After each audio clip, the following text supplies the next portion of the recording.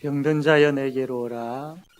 또 가난한 자, 삶에 지쳐 힘들어하는 자, 슬픈 자, 괴로운 가운데 있는 자 다 내게로 오라. 우리 주님께서 하신 말씀이고, 또 주님은 주께로 오는 자들에게 구원을 주시며 평강을 주시고 또 우리의 고통을 해결해 주실 줄로 믿습니다. 오늘은 우리가 예배에 대해서 두 번째 시간에 말씀을 보게 되어지는데, 오늘도 우리가 하나님 앞에 예배드리기 위해 모였습니다. 11시가 되어지면 종을 치고 또 함께 일어나서 찬양으로 예배를 시작하지요. 그리고 순서 또 따라서 예배가 진행이 되어집니다. 그리고 축도로 마지막 예배가 마치게 되어지지요. 우리는 매주 이렇게 하나님 앞에 예배를 드립니다. 우리가 하나님 앞에 예배를 드릴 때에는 이 예배가 단순한 예배가 아니라 하나님의 기쁨이 되는, 하나님을 기쁘시게 하는 예배가 되어야 됩니다. 예배의 주 목적은 우리의 유익이 아닙니다. 예배의 주인공은 우리가 아니라 하나님이시고, 예배의 주 목적은 하나님을 기쁘시게 하는 것이 예배의 목적입니다. 그러므로 그냥 우리가 예배의 자리에 앉아 있는 것으로 만족하는 것이 아니라 하나님을 기쁘시게 하는 마음이 참 중요한 것이죠. 많은 분들이 함께 나와서 예배를 드리지만, 그러나 아마 제각각 다른 마음을 가지고 있을 수도 있습니다. 어떤 분은 옛날부터 해왔던 예배이기 때문에 습관적으로 예배의 자리에 나와 앉아 있는 분도 있을 수 있습니다. 또 어떤 분은 이렇게 일주일에 한 번씩 예배의 자리에 나오지 아니하면 마음이 찝찝하고 때로는 두려운 마음이 있기 때문에 어쩔 수 없이 나오는 분도 있을 수 있습니다. 또 어떤 분은 자신의 안위와 복을 위하여 하나님 앞에 나와 또 예배하는 사람도 있을 수 있습니다. 또 어떤 분은 하나님 앞에 나와 예배드리면서 마음이 둘로 나뉘어져 있는, 하나님을 향하는 마음도 있는 것 같지만 또 한편으로는 세상의 염려와 다른 것으로 마음이 빼앗겨 있는, 그런 둘로 나뉘어져 있는 그러한 모습으로 예배의 자리에 앉아 있는 분들도 있습니다. 이러한 마음을 가지고 이러한 상태에서 하나님 앞에 예배 드릴 때 하나님의 반응은 어떠하시겠습니까? 하나님은 이런 예배를 받지 아니하시지요. 하나님 그냥 고개를 돌려버리십니다. 자, 그러면 우리가 어떻게 해야 하나님을 기쁘시게 하는 예배를 드릴 수 있겠습니까? 오늘 우리가 읽었던 말씀에 보면 그 질문에 대한 명확한 답이 나와 있죠. 24절 말씀 보면 하나님은 영이시니 예배하는 자가 영과 진리로 예배할지니라. 하나님은 이런 예배자를 찾으신다라고 말씀하셨습니다. 하나님께서 기뻐 받으시는 예배는 영과 진리로 드리는 예배입니다. 우리는 지난주에 진리로 예배하는 것에 대해서 말씀을 들었습니다. 하나님의 말씀을 통하여서 하나님을 알고 하나님을 예배해야 된다. 하나님이 누구이신지, 또 어떤 일을 하셨는지, 얼마나 우리를 사랑하시는지, 지금도 우리에게 어떤 은혜를 베푸시는지를 말씀을 통하여서, 그 진리의 말씀을 통하여서 알 때에 우리는 진심으로 그분을 찬양하게 되어지고 그분을 예배할 수 있다라고 지난주 우리가 말씀을 배웠습니다. 말씀을 통하여 만난 하나님이 너무나도 좋고 그 하나님이 너무나도 감사하여서 그냥 있을 수 없어서 그 하나님을 찬양하고 그 하나님을 기쁘시게 하기 원하는 그런 마음을 가지고 하나님 앞에 나오는 그것을 우리는 예배다라고 할 수 있죠. 그렇기 때문에 선포되어지는 말씀을 잘 들어야 됩니다. 그 말씀을 통하여서 우리는 하나님을 만날 수 있고 그 하나님의 은혜에 감격하기 때문입니다. 그 감격된 마음을 가지고 찬양하고 하나님 앞에 나올 때에, 그분 앞에 엎드릴 때에 그 자체가 바로 예배다라는 것입니다. 이러한 진리로 예배하는, 진리의 말씀으로 예배하는 그런 우리의 예배자들이 다 되어야 할 것입니다. 자, 오늘은 영으로 예배하는 것에 대해서 하나님의 말씀을 함께 나누고자 합니다. 영으로 예배한다. 이게 어떤 뜻이겠습니까? 로마서 1장 9절 말씀 보면 이런 말씀이 있습니다. 내가 그의 아들의 복음 안에서 내 심령으로 섬기는 하나님이 나의 증인이 되시거니와 라고 되어 있습니다. 여기에 섬긴다라는 것은 예배한다라는 그런 뜻입니다. 그래서 내 심령으로 예배하는 이라는 말이 되는 것이죠. 내 영으로 하나님을 예배한다라는 그런 뜻입니다. 시편 103편 1절 말씀 보면 내 영혼아 여호와를 송축하라. 내 속에 있는 것들아 다 그의 거룩한 이름을 송축하라 라고 되어 있습니다. 이 말씀 역시 우리 자신 속에 있는 영으로 하나님을 예배하라라는 그런 내용이 되겠습니다. 그러므로 영으로 예배한다라는 것은 우리의 마음, 즉 우리 속에 있는 영으로 예배한다라는 그런 뜻이 됩니다.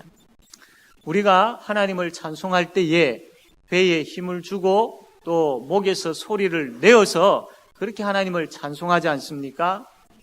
그런데 만약에 그 찬송에 우리의 마음이 담겨 있지 아니하면, 우리의 마음이 없이 그냥 배에 힘이 들어가고 목에서 소리가 나는 것은 그것은 찬송이라 하지 아니하고 그냥 단순한 노래라고 이야기하죠. 그러므로 마음이 없는 영으로 하지 아니하는 그 찬송은 하나님 기뻐 받으시는 찬송이 될 수가 없는 것입니다. 그래서 예배는, 찬송은 마음에서 나와야 되는 겁니다. 하나님을 사랑하는 마음이 우리 속에 흘러 넘쳐서 이 예배의 자리에 나오셔야 됩니다.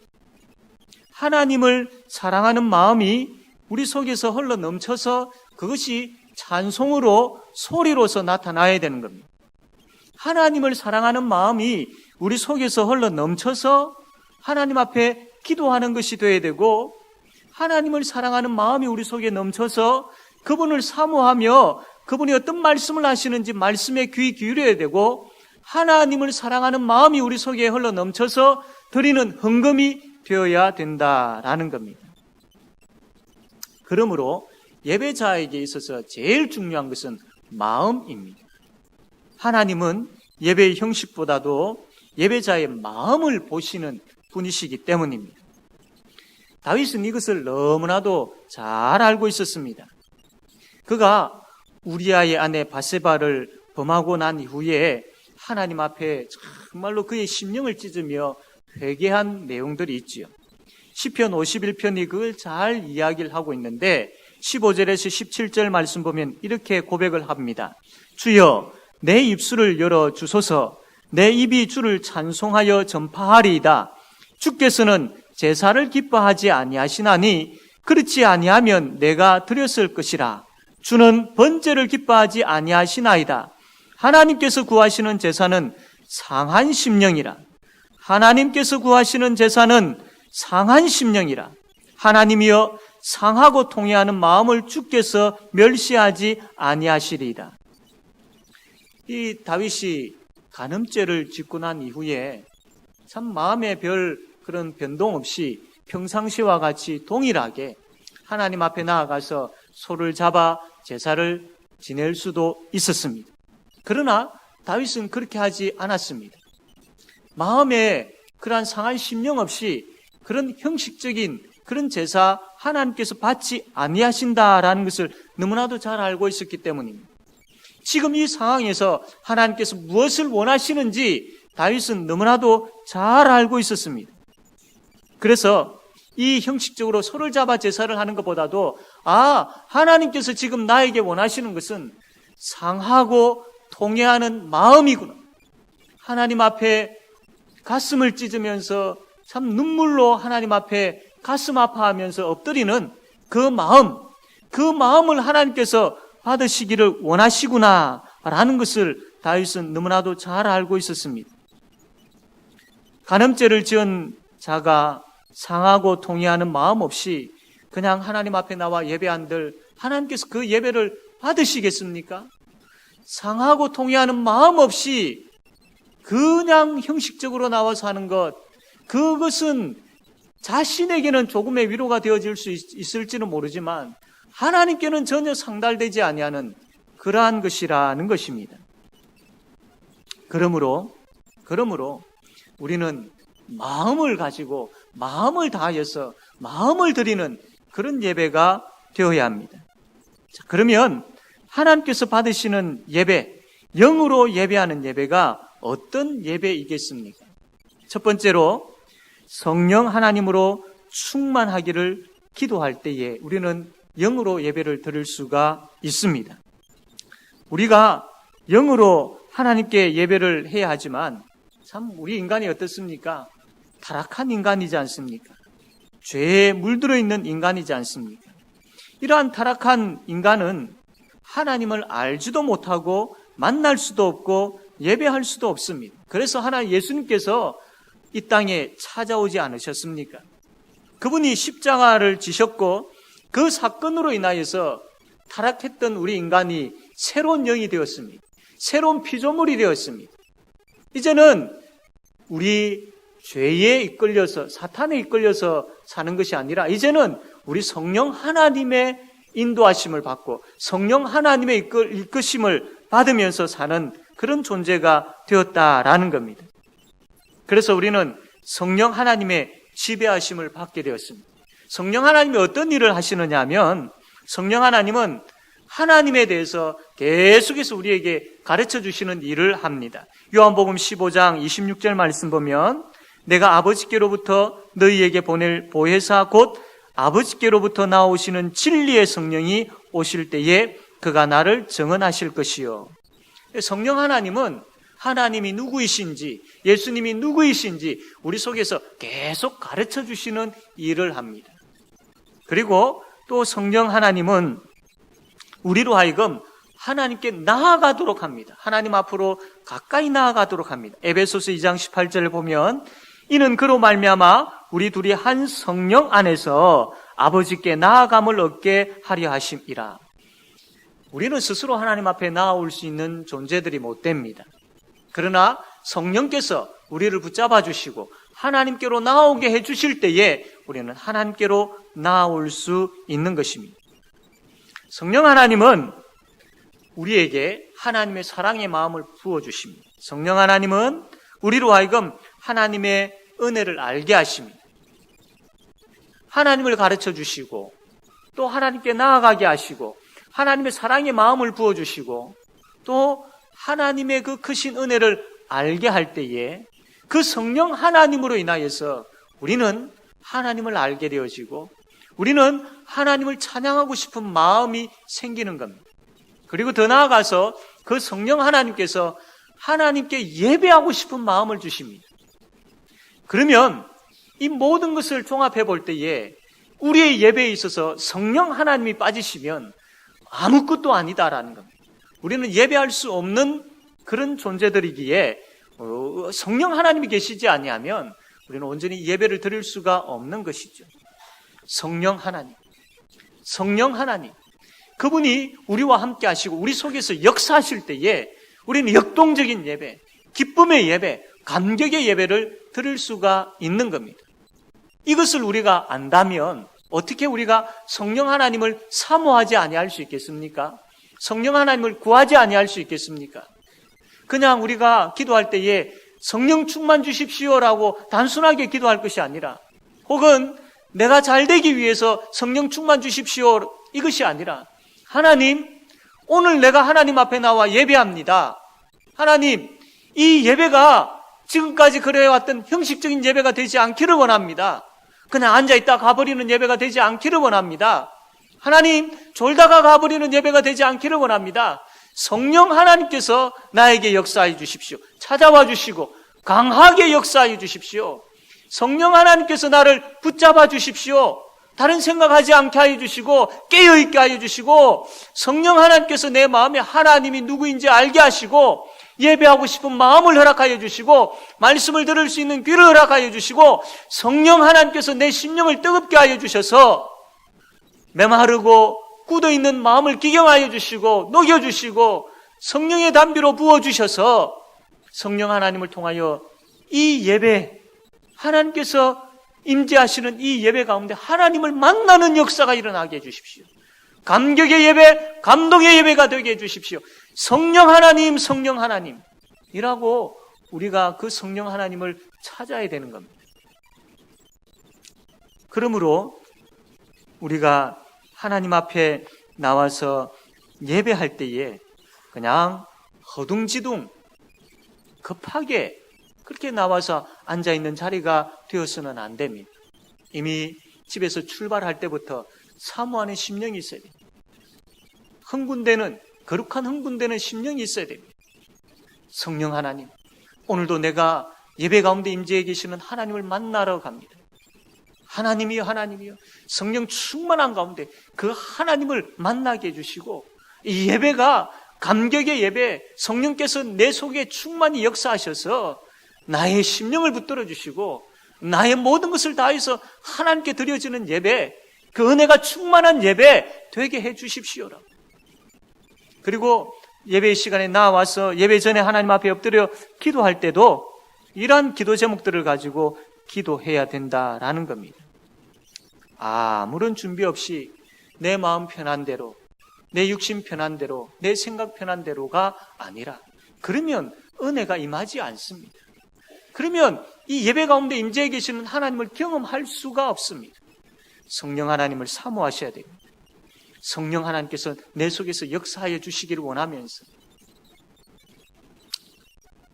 이러한 의미로 볼 때에 우리가 하나님 앞에 나와 예배할 때 영으로 예배한다라는 것은 바로 성령 하나님으로 예배한다라는 그런 의미가 됩니다. 영으로 예배한다라는 것은 성령 하나님이 아니고서는 예배할 수 없기에 철저하게 성령 하나님으로 예배한다라는 그런 의미가 되는 것입니다. 지금까지 우리의 예배가 허둥지둥의 예배이든지 형식적인 예배이든지 성령의 사모함 없이, 성령의 인도하심 없이 드리는 예배였다면 회개해야 할 것입니다. 그리고 이제는 철저하게 우리의 예배가 살아있고 깨어있고 하나님 기뻐 받으시고 하는 그런 예배가 되기 위해서는 성령 하나님을 사모하십니다. 그 성령께서 역사하시고 또 역사하시는 그런 예배자들 다 되어지기를 바랍니다. 두 번째로, 하나님께서 받으시는 영으로 예배하는 예배는 마음을 다하여 하나님을 사랑하는 예배가 되어야 됩니다. 예배는 하나님께 집중하는 것입니다. 예배는 하나님께 집중하는 것입니다. 예배는 하나님께 집중하는 것입니다. 우리의 마음이 하나님께 집중되어질 때만 온전한 예배를 드릴 수 있습니다. 마가복음 12장 30절에 보면 내 마음을 다하고 목숨을 다하고 뜻을 다하고 힘을 다하여 주 너의 하나님을 사랑하라 라고 했습니다. 다함이 있어야 됩니다. 다시 이야기하면 전심으로 하나님께 집중함이 있어야 됩니다. 우리가 잘 알고 있는 복음송 가운데 오 주여 나의 마음이 주께로 정해졌으니 나는 주 찬양하리라, 이 가사가 시편 57편 7절 말씀에 나와 있는데, 하나님이여 내 마음이 확정되었고 내 마음이 확정되었사오니 내가 노래하고 내가 찬송하리이다. 내 마음이 하나님께 집중되니까, 내 마음이 하나님께 집중됨으로 인하여서 그제서야 비로소 내 속에서 찬양이 흘러나옵니다. 내가 하나님 앞에 집중하여서 내 마음을 들을 때에 내가 하나님께 집중하니까 내 속에서 찬양이, 내가 온전한 예배를 드리고 싶은 마음이 내 속에서 나옵니다 라고 고백하고 있는 것을 봅니다. 우리의 예배가 왜 힘없는 예배이어야 합니까? 우리의 예배가 왜 하나님 기뻐 받으시지 아니하는 그냥 비상적인 예배에 머물고 있습니까? 집중되어져야 돼요. 내 마음이 하나님께로 확정되어지는, 내 마음이 하나님께 집중되어지는 그런 예배가 되어야 되는 것입니다. 그때 우리는 온전히 하나님께 예배할 수 있습니다. 말씀에 집중할 때 그 말씀을 통해서 하나님을 알게 되어지고, 그 하나님을 알게 되어지는 것에 집중할 때에 찬양이 절로 나옵니다. 예배가 저절로 하나님 앞에 온전하게 드려지는 그런 예배가 된다라는 겁니다. 예배 시간에 우리의 마음이 하나님께 집중되어 있습니까? 참 예배를 드리는 가운데 참 대표자가 하나님 앞에 기도할 때에 눈을 감고 같이 기도하고 있습니까? 아니면 그 기도 시간조차도 마음이 나누어져 있습니까? 말씀을 들을 때에 그 말씀에 집중하고 있습니까? 마음이 나누어져 있습니까? 아니면 그 말씀을 자기 유익에만 치중되어지는, 가려서 말씀을 듣고 있지는 않습니까? 찬양을 불러도 집중하여 그 가사의 의미를 알고 찬양을 하고 있습니까? 아니면 별 관심이 없이 찬양을 하고 있습니까?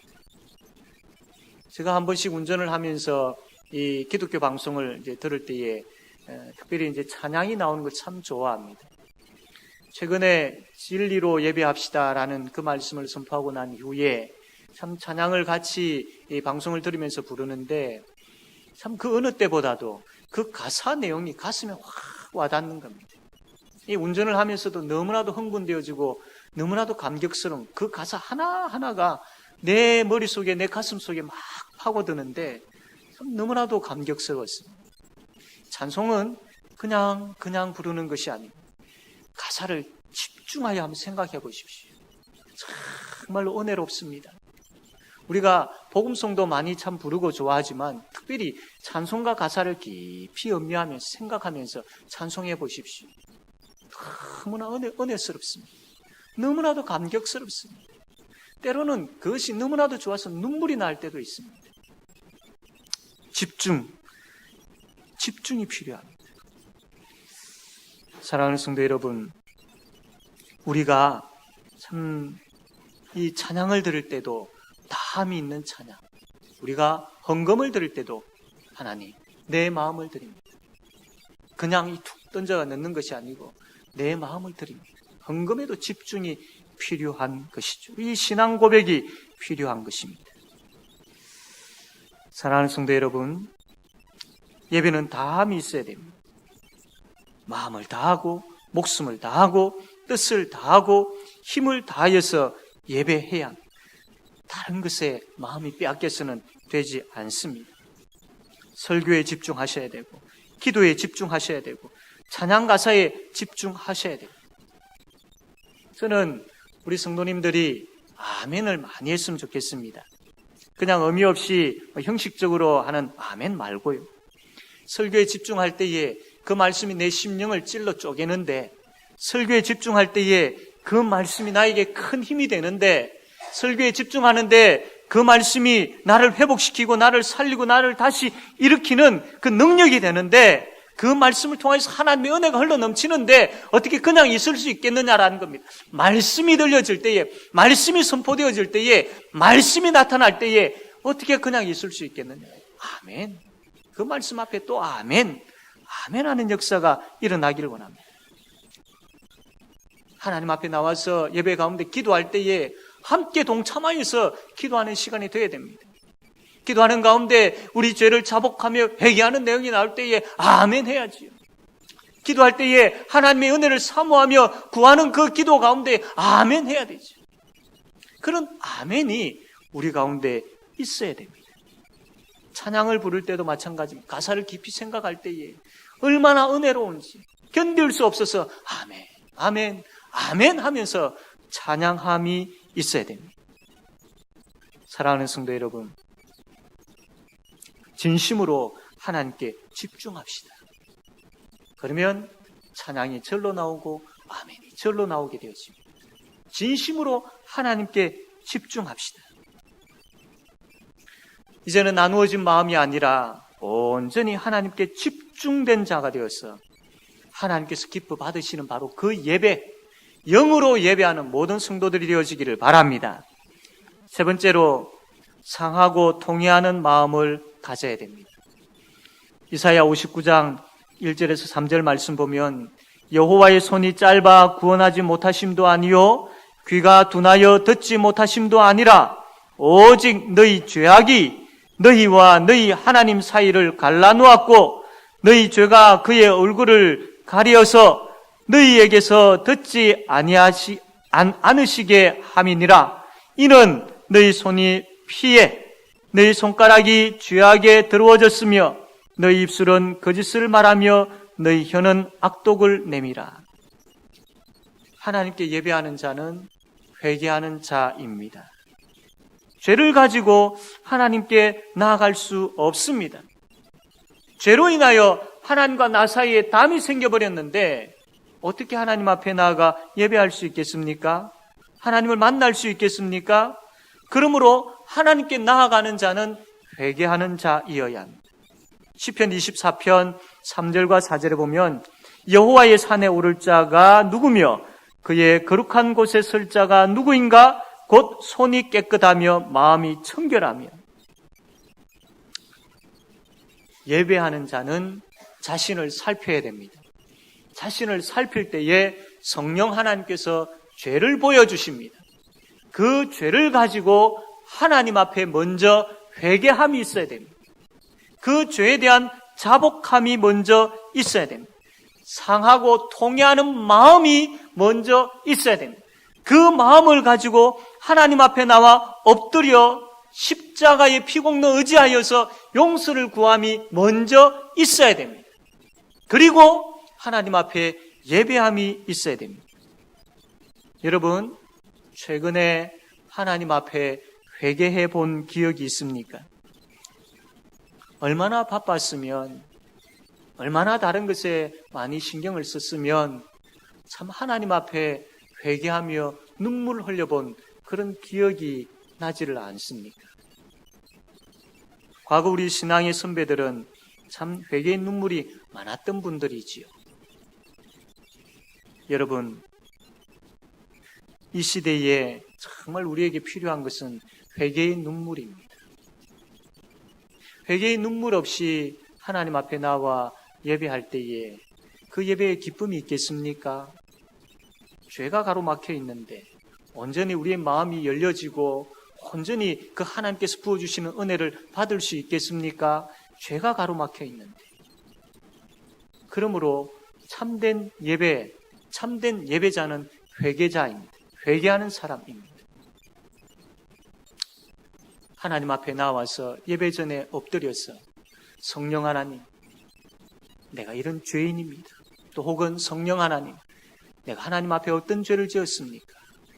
고백하며 하나님 앞에 나아가야 됩니다.